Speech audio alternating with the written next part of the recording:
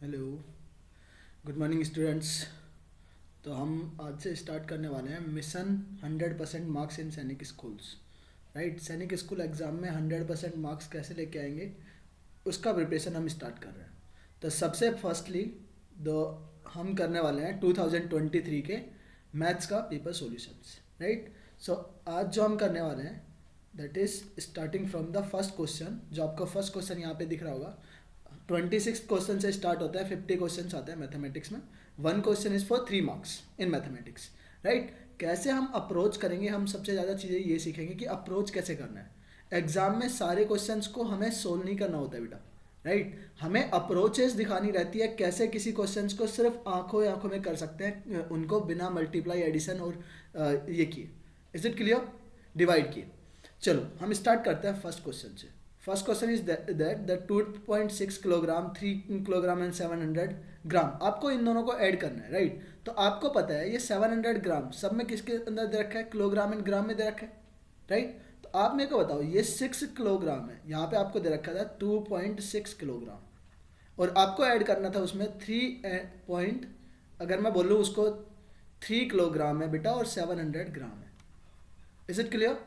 तो आपको पता है 3+2, ये तो किलोग्राम है, टोटल होल नंबर्स हैं, तो 3+2 5 किलोग्राम आना चाहिए। उसके बाद ये 600 ग्राम यहाँ पे है, 700 ग्राम यहाँ पे है। 600 एंड 700 1300 ग्राम होता है बेटा। तो 1300 ग्राम यानी कि 5 + 1 1300 ग्राम। 1300 ग्राम में क्या हो जाएगा आपका 1 किलोग्राम एंड 300 ग्राम। तो इसका मतलब क्या होने वाला है, 6 किलोग्राम और 300 gram is the answer for this. या फिर इसका आप ऐसे ही बोल सकते हैं कि सर 6.3 किलोग्राम भी हो सकता है। So this will be the answer for this question. Clear है? चलो नेक्स्ट वाले क्वेश्चन में देखो, जस्ट वेट ए सेकेंड। हाँ, इसमें देखो, the size of A cube form by melting A solid cuboid with the dimension of 3 centimetre, 8 centimetre and 9 centimetre. आपको क्या बनाना है, क्यूबॉइड बनाना है। अच्छा, इस टाइप के क्वेश्चंस में बेटा क्या कॉन्सेप्ट लगता है, इन टाइप के क्वेश्चन में सिर्फ एक ही कॉन्सेप्ट है। अगर किसी चीज़ को मेल्ट कर रहे हो, तो मेल्ट कर रहे हैं तो हमें क्या होगा कि उसका जो वॉल्यूम होगा, टोटल वॉल्यूम है वो ट्रांसफर होता है किसी भी अदर शेप में। तो आपका जो वॉल्यूम हो, यहाँ से मैं क्या बोल सकता हूँ, वॉल्यूम ऑफ जो क्यूबॉइड है बेटा, वो इक्वल होना चाहिए किसके, जो आप क्यूब बना रहे हैं उसके वॉल्यूम के, क्यूब के वॉल्यूम के। अब आपको पता होना चाहिए वॉल्यूम ऑफ क्यूबॉइड क्या होता है, ये होता है length into breadth into height. और ये किसके बराबर है बेटा, क्यूब। क्यूब का वॉल्यूम क्या होता है, ये होता है किसी साइड का क्यूब। सपोज करो वो ए है, तो यहाँ से आप मल्टीप्लाई करो, 3 × 8 × 9। क्लियर? ये हो जाएगा ए क्यूब। अब इसको मल्टीप्लाई नहीं करना है, आपको पता है किसी इस नंबर का हमें क्या लेना है, क्यूब रूट चाहिए बेटा। क्यूब रूट चाहिए तो हमें 3 नंबर्स का पेयर बनाना है, ऑब्वियस सी बात है। तो यहाँ पे 3 कितने टाइम है, देखो 3 को 9 से मल्टीप्लाई करूंगा 27, और 27 का क्यूब रूट क्या होता है बेटा 3, और 8 का क्यूब रूट हो जाएगा यहाँ पे 2। तो यहाँ से ए की वैल्यू क्या आ जाएगी, डायरेक्ट क्यूब रूट लेने पर 3 × 2 = 6। तो option number A is the answer. Clear? चलो एक सेकेंड रुकना, मैं थोड़ा सा इसको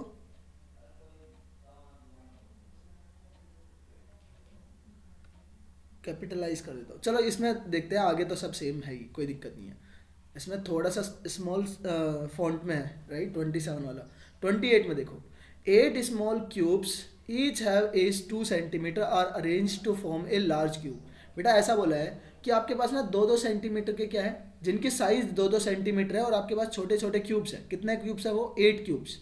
और the volume of the larger cube, बड़े क्यूब में आपको अरेंज किया है उसने। तो क्या होगा बेटा, उनका वही volume of the cubes will be equal to the volume of the बड़े क्यूब, जो लार्जर क्यूब है बेटा। तो यहाँ पे 8 मल्टीप्लाई ऑफ साइड का क्यूब, यहाँ पे साइड कितना है 2 है, इसका क्यूब बेटा किसके बराबर है, बड़े वाला जो भी आपका क्यूब बनेगा लार्जर क्यूब, उसके साइड का क्यूब, उसको ए साइड मान लेते हैं, तो a⁻3। अब यहाँ पे देखो 2 की 8 किसका पावर है, हमें तो क्यूब रूट चाहिए, साइड चाहिए ना बेटा उसकी। द वॉल्यूम चाहिए बेटा, वॉल्यूम चाहिए। तो वॉल्यूम क्या हो जाएगा, यहाँ से 8 को मल्टीप्लाई कर लो 8 से, 8×8 = 60। तो यहाँ से आ जाएगा 64 सेंटीमीटर क्यूब। क्लियर है? आपसे वॉल्यूम में पूछा था, साइड नहीं पूछा था। Is it clear? साइड पूछता तो यहाँ से क्या हो जाता बेटा, 4 साइड हो जाता। तो यहाँ से सी ऑप्शन हो जाएगा, या फिर थर्ड ऑप्शन हो जाएगा। चलो नेक्स्ट वाले क्वेश्चन में देखो। अभी आपको थोड़ा सा फ़ॉन्ट सही दिख जाएगा, थोड़ा सा उसमें फ़ॉन्ट में थोड़े छोटे फ़ॉन्ट्स थे, राइट। चलो कोई नहीं। इसमें देखो बेटा, if the cost of 420 oranges is this, 8 dozen oranges is, बेटा कॉस्ट आपको 8 डजन का पूछा है। आप सबसे पहले ये बताओ, ये तो यूनिटरी मेथड का सीधा सीधा क्वेश्चन है।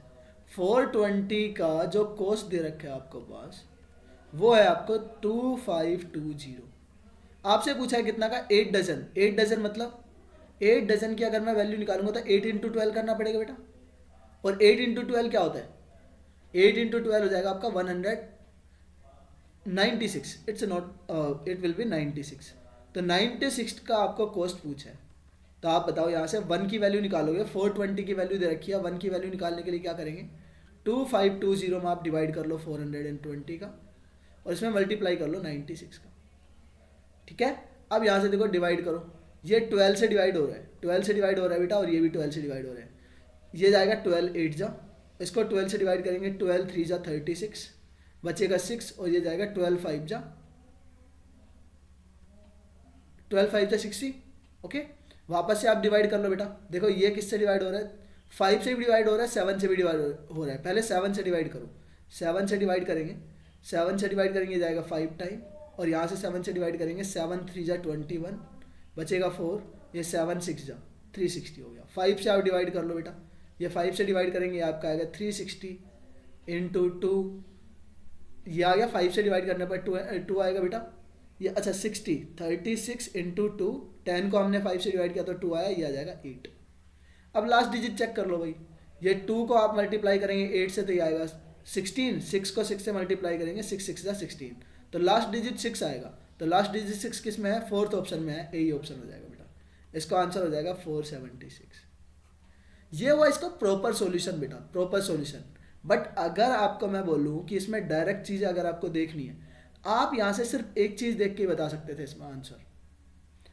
देखो आपको यहाँ पे यूनिट डिजिट चेक कर लिया हमने लास्ट में, आप दूसरा इसमें डिविजिबिलिटी रूल भी लगा सकते थे कि 8 का डिविजिबिलिटी रूल लगेगा इसमें। लास्ट में आपका क्या है, 0 तो आ ही नहीं सकता है, क्योंकि यहाँ पे हमारे पास कोई 0 बचे नहीं है, सब डिवाइड हो गया बेटा। तो एक ही ऑप्शन है जो 8 से डिविजिबल हो रहा है, वही हमारा आंसर हो जाएगा। क्लियर है, आप इसको ऐसे भी चेक कर सकते थे। चलो 30 वाले क्वेश्चन में देखो, if the 16 bags cost 15-20 rupees, then cost of 3 bags. आप मेरे को बताओ 16 बैग का कॉस्ट दे रखा है, तो 1 बैग का कॉस्ट कितना हो जाएगा बेटा, 15-20 डिवाइडेड बाई 16, इसको आप 3 से मल्टीप्लाई कर लो, ये हो जाएगा आपका क्वेश्चन, मतलब आंसर हो जाएगा। 3 बैग्स का आपका कॉस्ट हो जाएगा, 16 से डिवाइड करेंगे जाएगा कितने टाइम, यह आपका जाता है बेटा 16 से डिवाइड करेंगे, 16 9 जा 144 होता है, 144 के बचेगा 8, फिर ये 16 से डिवाइड करेंगे जाएगा 5 टाइम, और 95 इंटू 3, लास्ट में 5 आना चाहिए, राइट। और 3 का भी डिविजिबिलिटी रूल आना चाहिए। वैसे तो आप डिवाइड कर लो, वैसे 5 कौन से में बेटा, 2 ऑप्शंस में। अब 3 का डिविजिबल, ये 5 + 5 10 12 होता है, और ये भी 15, दोनों डिविजिबल है, तो आप यहाँ से मल्टीप्लाई करेंगे बेटा। 9 का 3 से मल्टीप्लाई करता है 27 आएगा, तो 27 से बड़ा कौन सा है बेटा यहाँ पे, 28। तो बी वाला ऑप्शन हो जाएगा आपका, डी वाला ऑप्शन हो जाएगा 4th वाला, बी वाला ऑप्शन नहीं होगा। क्लियर है, तो आप यहाँ से मल्टीप्लाई करके देख सकते हैं, तो इट विल बी 285। या मल्टीप्लाई करने के बहुत सारे तरीके हैं बेटा। आपको 95 को मल्टीप्लाई करना है 3 से, तो 90 को मल्टीप्लाई करो पहले, फिर 5 को मल्टीप्लाई करो 3 से, और इसको कर लो। इन सबको माइंड में कर सकते हैं बेटा। 9 3 जा 27, 270 वहाँ से हो गया, और 5 3 जा 15 यहाँ से हो गया। ठीक है, 270 + 15। अगले वाले क्वेश्चन में देखो, अब इस वाले क्वेश्चन में देखो 31 में इसने पूछा है, which of the angle in the given figure is are equal to 3 right angles. 3 right angles, 3 right angles मतलब कि बेटा 3 × 90 डिग्री। इसने पूछा है किसकी वैल्यू, कौन से वाले एंगल की वैल्यू बेटा 270 डिग्री है। तो 270 डिग्री देखो किसमें है, एंगल सी को देखो। अगर एक पार्ट 90 डिग्री है तो कंप्लीट एंगल क्या होता है बेटा 360 डिग्री का। तो एंगल सी की वैल्यू कितनी होगी, एंगल सी की वैल्यू होगी बेटा 360 - 90, और यह होता है 270। सेम इसी तरीके से अगर मैं बात करता हूँ एंगल सी ई की बेटा, एंगल ई भी तो यही होगा, एक अगर 90 डिग्री है तो बाकी का बचा हुआ एंगल कितना होगा, वो भी वो आपका 270 होगा। क्लियर और नॉट। तो आपसे ये दोनों ही एंगल है बेटा, और बाकी इनमें कोई भी एंगल नहीं है जो आपका 270 डिग्री का बन रहा है। तो option number A is the answer. चलो अगले वाले क्वेश्चन में आ जाओ। यहाँ पे देखो, ओके, फर्स्ट वाले क्वेश्चन में देखो, name the type of angle whose measure is 26 more than the difference between the angle of 146 and 82। अब देखो बस इसमें सैनिक स्कूल में यही है बेटा, आपसे 2 स्टेप कैलकुलेशन करवा के देखेगा वो। इज इट क्लियर और नॉट? आपको डायरेक्ट नहीं पूछेगा। आरएमएस में और सैनिक में बस डिफरेंस यही है कि आपको थोड़ा सा कैलकुलेशन करना ही पड़ेगा। अब आपसे क्या पूछा है इसने? इसने बोला है कि जो डिफरेंस है इन दोनों एंगल्स का डिफरेंस कितना है। इन दोनों एंगल्स का डिफरेंस अगर मैं बोलूँगा 146 और 82 में डिफरेंस लेंगे तो ये आएगा बेटा आपका 4, यहाँ से आएगा आपका 64। अब 64 से भी 26 ज़्यादा है बेटा, तो एंगल क्या हो गया 26 इसमें ऐड करेंगे तो ये हो गया आपका 90 डिग्री। अब बताओ 90 डिग्री कौन सा वाला एंगल है? राइट एंगल ट्राइंगल है। राइट एंगल ट्राइंगल नहीं बेटा, राइट एंगल है, तो 90 डिग्री मतलब 3 option. Two angles of a triangle are 40 degree and 50 degree respectively. Name the triangle based on the side and the angles. बेटा आप मेरे को बताओ, ये 40 डिग्री है राइट, आप मेरे को बताओ एक ट्राइंगल है, ट्राइंगल में एक एंगल कितने डिग्री का है? 40 डिग्री का है, एक 50 डिग्री का है, तो दोनों मिलके हो गया 90 डिग्री। तो तीसरे वाला एंगल कितने डिग्री का आएगा बेटा? 90 डिग्री का आएगा, क्योंकि ट्राइंगल में तीनों इंटीरियर एंगल्स का सम क्या होता है? 180 डिग्री। तो इसका मतलब ये सीधा सीधा क्या बन गया? एक राइट एंगल ट्राइंगल बन गया। राइट एंगल ट्राइंगल में भी क्या होता है? एक एंगल हमें 90 डिग्री का होना चाहिए। तो अब देखो राइट एंगल ट्राइंगल तो है, स्केलन ट्राइंगल नहीं है, ये स्केलन नहीं है, right scalene right angle triangle. हाँ स्केलन मतलब कि तीनों साइड्स अलग अलग है बेटा। अगर दोनों साइड सेम होती तो इनका एंगल भी इक्वल होते, तो ये क्या है बेटा? स्केलन ट्राइंगल है और इसके साथ साथ राइट एंगल ट्राइंगल भी। इज इट क्लियर और नॉट?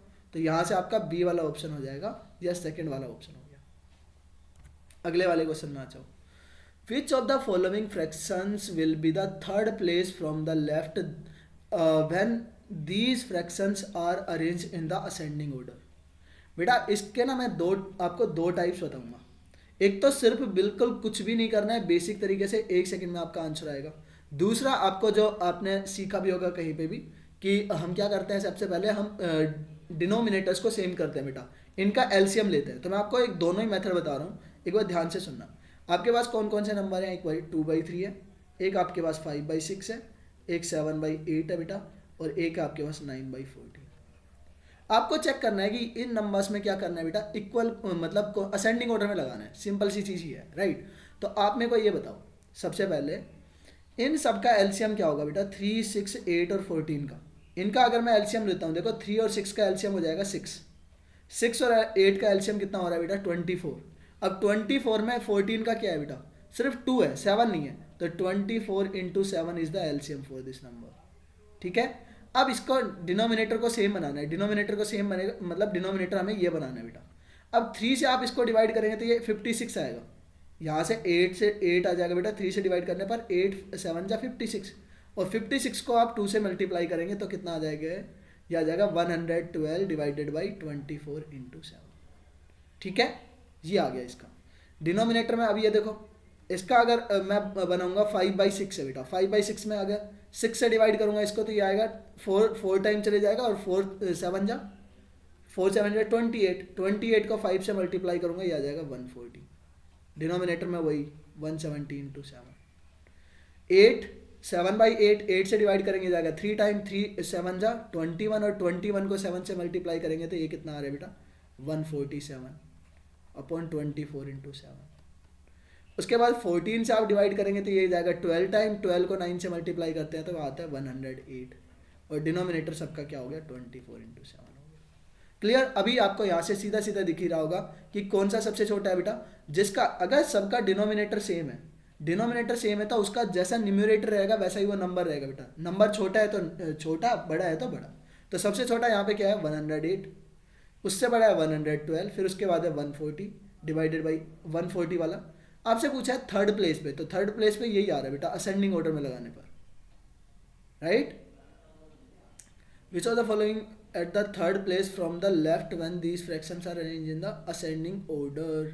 तो हाँ, लेफ्ट में, लेफ्ट से पूछा है तो थर्ड वाला नंबर यही हो जाएगा। और ये वाला नंबर किसके लिए आ रहा है बेटा? 5/6 के लिए आ रहा था, तो 5/6 इज द आंसर। 5/6 बी वाले ऑप्शन में, यही हमारा आंसर हो जाएगा। क्लियर है? तो ये हुआ आपका एलसीएम वाला मेथड। अब इसमें जो मेन टाइम लगने वाला है ना आपको डिवाइड करने में और इस चीज़ में करने में लगने वाला है बेटा। अब इसका अगर मैं एक बेसिक मेथड बताऊं, दूसरा एक सिंपल मेथड है, तो वो सिंपल मेथड से कैसे करेंगे बेटा, क्रॉस मल्टीप्लिकेशन मेथड है, राइट। इसका एक मेथड और भी है, अगर आपको तीनों को या चारों को एक साथ देखना है तब तो हम उससे डिफरेंस मेथड से जाते हैं, बट अभी मैं बता रहा हूँ आपको cross multiplication method. Cross multiplication method में क्या होता है कि आप दो दो का कंपेयर कर सकते हैं। आपके पास जैसे ये है 2/3 है बेटा, और एक है 5/6, एक आपके पास है 7/8 और एक है 9/14। आप इन दोनों में चेक करो बेटा, इन दोनों में बड़ा कौन है। तो बड़ा करने का तरीका क्या है, ध्यान से सुनना। 2/3 को आप मल्टीप्लाई कर रहे हैं किसको साथ, 5/6 के साथ। इसका क्रॉस मल्टीप्लाई कर दो, ये 6 का इधर मल्टीप्लाई करेंगे ये आएगा कितना बेटा 12, और ये 5 का इधर मल्टीप्लाई करेंगे ये आएगा 15। इसका मतलब 12 छोटा है, बड़ा है 15। तो बेटा आपका इससे बड़ा 2/3 क्या है, छोटा है किससे, 5/6 के साथ। ये चीज़ पता लगी। अब इन दोनों में कंपेरिजन कर लो बेटा, इन दोनों में कंपेरिजन करेंगे क्या आ रहा है, 8 को 5 से मल्टीप्लाई करेंगे 40, और ये 6 को मल्टीप्लाई करेंगे इससे 7 से, तो ये आ जाएगा 42।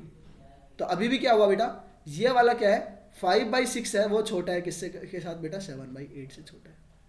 इज इट क्लियर और नॉट।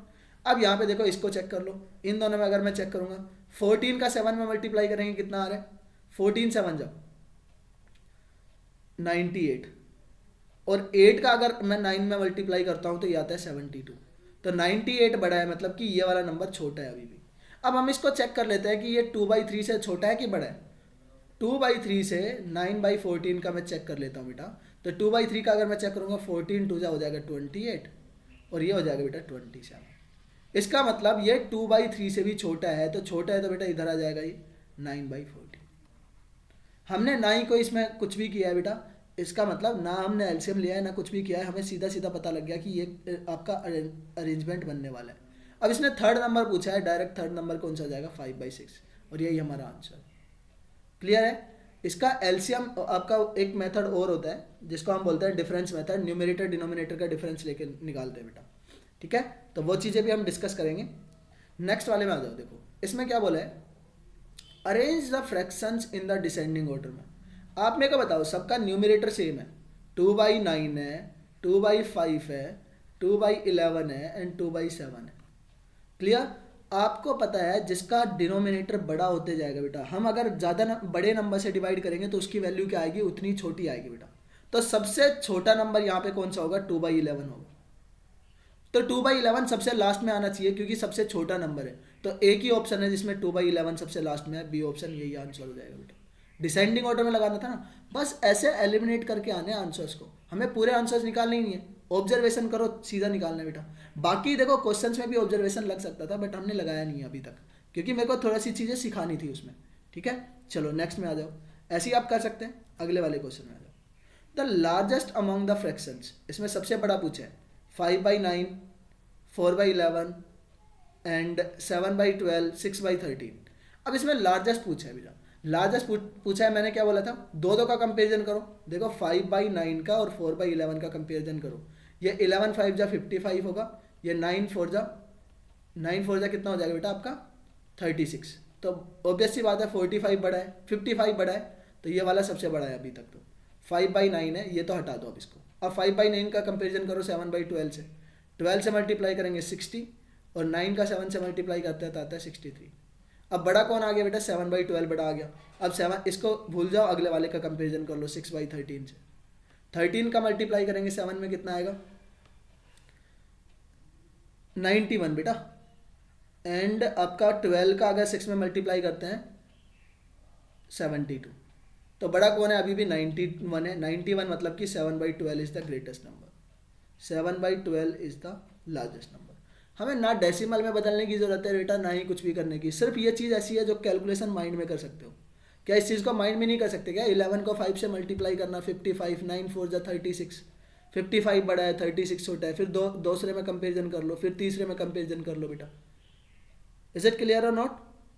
चलो अब यहाँ पे देखो इस वाले क्वेश्चन में, अब देखो एक इस टाइप का क्वेश्चन आता है, what should be added to this number to get the this number. बेटा आप मेरे को बताओ, आपको 5/13 में कुछ ऐड करना है। हम सपोज कर लेते हैं कोई भी नंबर है, एक्स नंबर ऐड किया, ऐड करने पर क्या मिल रहा है आपको 13/5 मिल रहा है। तो x की वैल्यू क्या होगी, ये इधर एडिशन में है तो दूसरे साइड में जाके सब्ट्रैक्ट हो जाएगा।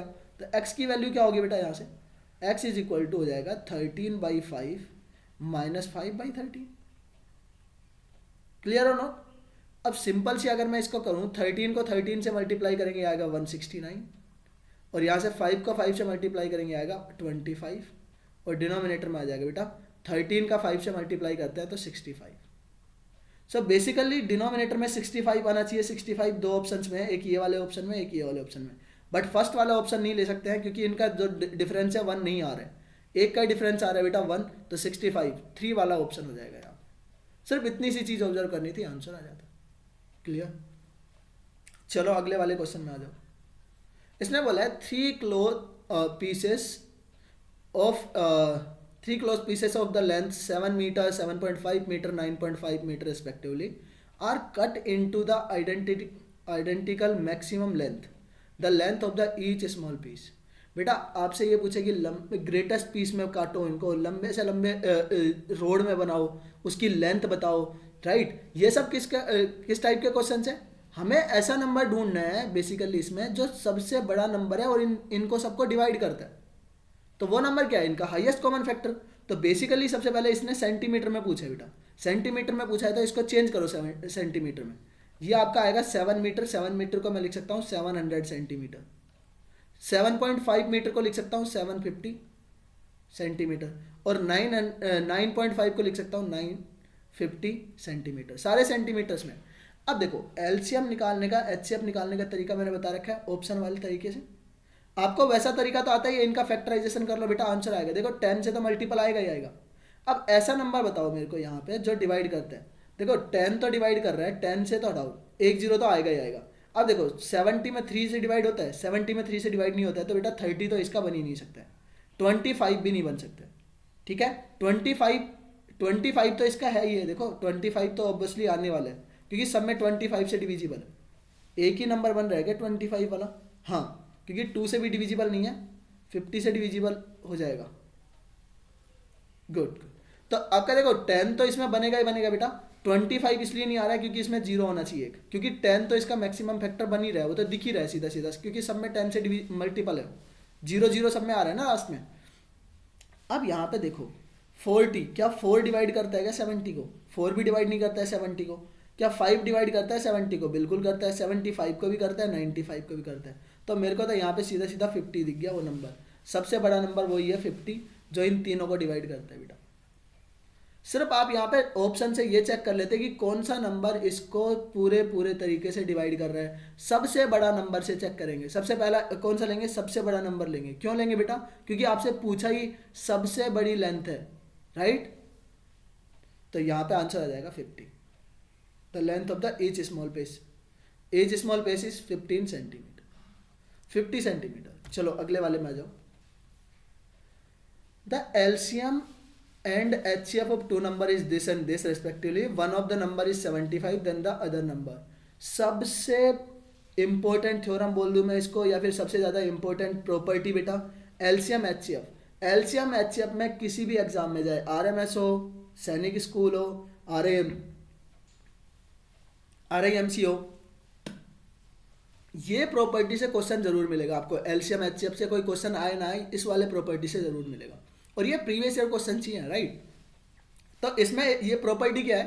Property says that two numbers का जो एलसीएम एंड एचसीएफ का जो मल्टीप्लीकेशन है बेटा, वो दोनों नंबर्स के प्रोडक्ट के बराबर होता है, product of two numbers.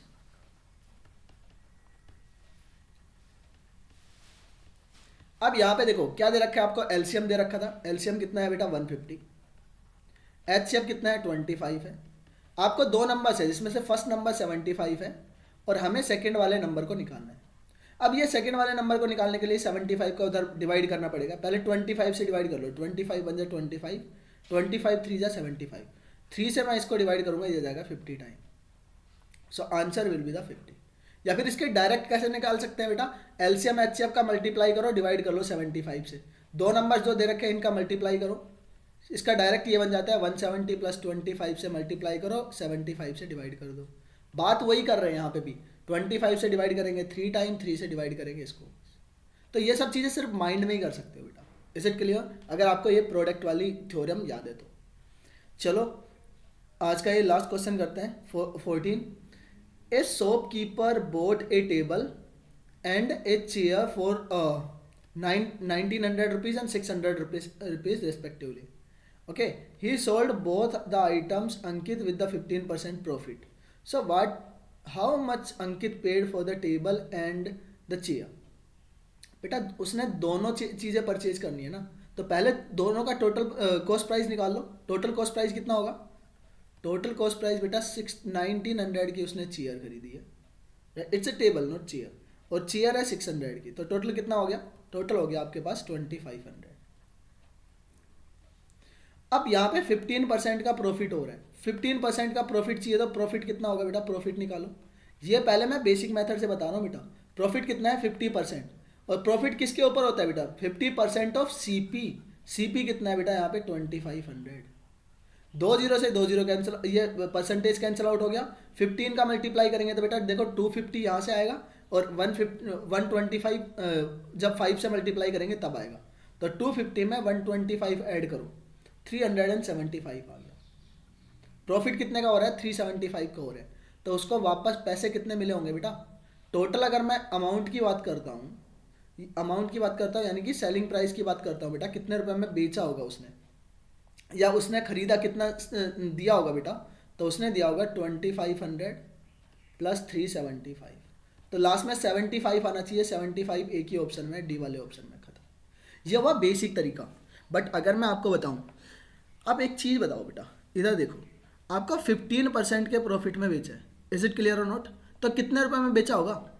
Cost price हमारे पास कितना है? 100% की वैल्यू आपको दे रखी है। सीपी क्या है बेटा? Base value. और बेस वैल्यू को हम क्या मान सकते हैं? 100%। कोई भी चीज़ अपने आप का क्या होता है? 100%। 100% की वैल्यू कितनी दे रखी है आपको पास? 2500 दे रखी है। आपसे बेसिकली पूछा क्या है? 15% का प्रॉफिट हुआ, तो आपने 100 रुपये की चीज़ के ऊपर 15 रुपये का प्रॉफिट लिया, तो कितने रुपए में बेचेंगे आप? 115%, 115%। तो 115% की आपको वैल्यू निकालनी थी बेसिकली। यहाँ से देखो, अगर वैल्यू निकालना है 1% की वैल्यू हो जाएगी, 2 जीरो से कैंसिल आउट हो गया 25, और 25 का आप 115 में मल्टीप्लाई कर लेंगे, तो जो भी नंबर आएगा 25 का मल्टीपल आएगा। अब 25 का मल्टीपल है, यानी कि जो 25 से डिवाइड होगा वही नंबर। इनमें कोई भी ऑप्शन नहीं है बेटा। ए ऑप्शन में 25 का डिविजिबिलिटी रूल क्या कहता है कि लास्ट में या तो 00 होना चाहिए, या 25 होना चाहिए, या 50 होना चाहिए बेटा, या 75 होना चाहिए, तभी वो डिवाइड होगा। तो इनमें एक ही ऑप्शन है जिसमें लास्ट में 75 है। This is the answer. तो ये होता है अप्रोच करने की। ठीक है, बेसिक तरीके से हम सीख ही सकते हैं बेटा।